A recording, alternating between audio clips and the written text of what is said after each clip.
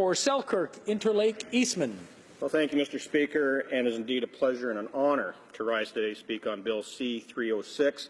And I have to thank my colleague, the member from Edmonton, Griesbach, for his hard work and research on this bill and for the work that he's done with the Tatar community across Canada and indeed even in Crimea itself. You know, it is unfortunate that these horrific events have occurred over history, but I think it is the responsibilities of us as parliamentarians today to recognize these human rights abuses, to recognize these genocides, and to commit ourselves as parliamentarians to making sure that we're on the record in condemning those actions. You know, one of the greatest speakers that I think ever graced a Westminster Parliament was Prime Minister Winston Churchill. And he said, those who fail to learn from history are doomed to repeat it.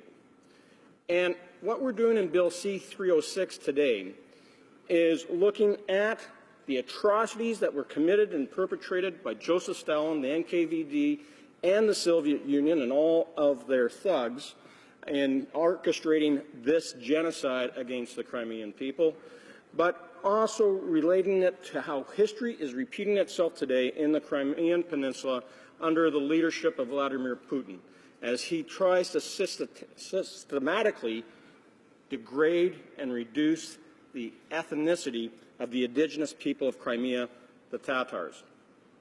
You know, I've had many opportunities to travel to Ukraine, and I've had many opportunities to meet these great people here in Canada and in Ukraine.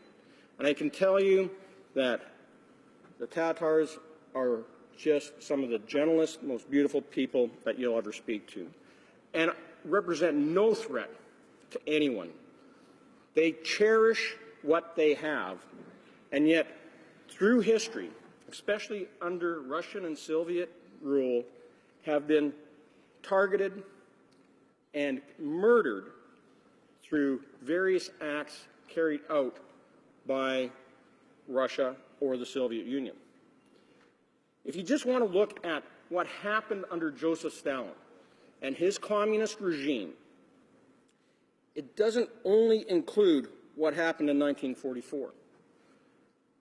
Shortly after the Bolshevik Revolution, the Soviets denounced and refused to recognize the independent Republic of Crimea, of the Tatars. And they then went out of their way to start using food as a weapon. Now, I'm quite proud of the fact that this Parliament unanimously supported my private member's bill in 2008 to recognize the famine of 1932-33 in Ukraine and other areas of the Soviet Union, the Holodomor, as a genocide, and that we would have the last Saturday of last Saturday of every November as the National Holodomor Memorial Day. Now, it is very important that we recognize the fact that there was more than just the famine of 1932-33. There was the famine of 1920 and 21, 32-33, and there was another one that was conducted in around 1954. In the first two cases, Holodomor 1920-21 and 32-33, the Crimean Tatars were targeted, and they suffered greatly. In the Holodomor of 32-33, where we saw roughly 7 million people in and around Ukraine that starved to death in about 15 months, you know, what we witnessed on the peninsula and what has been clearly documented is that half the Crimean Tatar population were starved to death, that their homes were raided and invaded, that all their food stocks, all their farm livestock, all their produce that they had, anything that they had canned or put into storage was taken out of their homes, taken out of their villages, and they were forced to starve to death, a forced famine. You move on to where we are today, looking at what happened in 1944, the mass deportation that occurred in a time span of 2 days, where over 32,000 NKVD agents of the Soviet Union loaded up every man, woman, and child and confiscated all their property. They put them into cattle cars, onto trains, onto barges, and deported them to gulags in Uzbekistan. Over 100,000 of them, almost 50% of them, starved in that journey.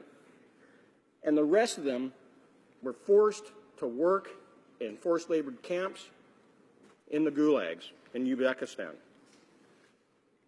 This is, by every definition that's out there, constitutes a genocide. Historians have written on this as being ethnic cleansing. This was targeted against the indigenous people of Crimea. They were targeted based upon their religion. And as it was already noted in speeches today, that they took over their mosques, the Russians converted them to theaters, they took all their homes and handed them over to those that were faithful to the Bolsheviks and the Communist Empire, and ultimately what we have is a genocide. If you look at Raphael Lemkin, the individual who coined the term genocide, an individual who lived through and witnessed the Holocaust, where he lost 49 of his own family in the Holocaust, who witnessed the Holodomor and spoke about Holodomor at great length as the Russification of the Ukrainian people.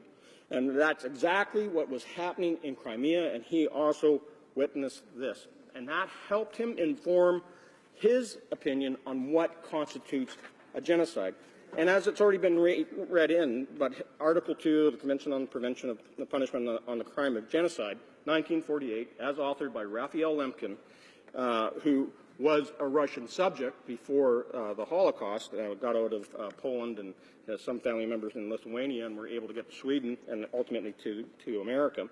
But it says it's killing, there's different ways to look at it, but you're being targeted because of your national, ethnical, racial, or religious groups. So we're talking about the Tatars, religion, Muslim. And of course, we're very much a minority based upon their religion. Their ethnicity, and their, as being the indigenous people there, were Tatars. And again, they were the minority in the region. And so the five main things: killing members of the group.